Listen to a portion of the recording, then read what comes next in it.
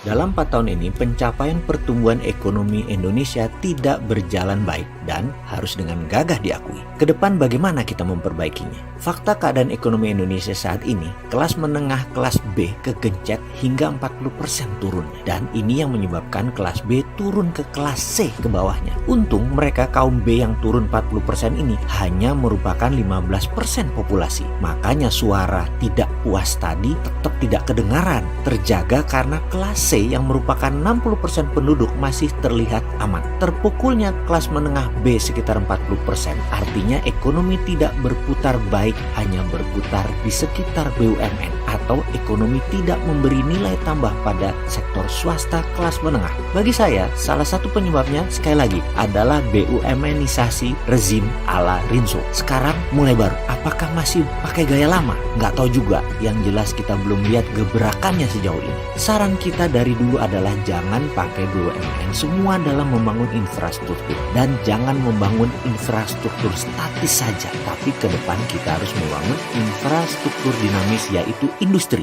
Infrastruktur statis bisa bikin arus kas tidak berputar, dan sekarang sudah terbukti kas banyak kering. Sungguh, kita ingin sekali membantu negara ini berdiri tanpa uang Cina, tanpa teknologi Cina, dan tanpa labor Cina. Tapi kita ini bisa apa? Ya sudah, kita pakai cara lain. Mengingatkannya pakai video. Bener deh, kita tidak akan lelah memberi solusi ke negara kita ini. Apa yang kita ingin sarankan? Kita ingin negara mulai menjadi negara produsen penghasil sesuatu. Bener deh, kalau kita ingin meningkatkan produktivitas, maka lakukan sesuatu yang belum pernah dilakukan. Kalau kita melakukan hal yang sama, walau lebih baik, lebih efisien, namun incremental value, nilai kenaikannya tidak mungkin bisa lebih tinggi, hanya sedikit. Apalagi yang memikirkannya atau yang melakukannya ya orang itu juga, atau dia lagi, tidak akan bisa. Wes talah, dikandani ra percaya, ganti fresh leg. Apa itu fresh leg? Klub bola misalnya Manchester United, kalau masih pakai Paul Scholes,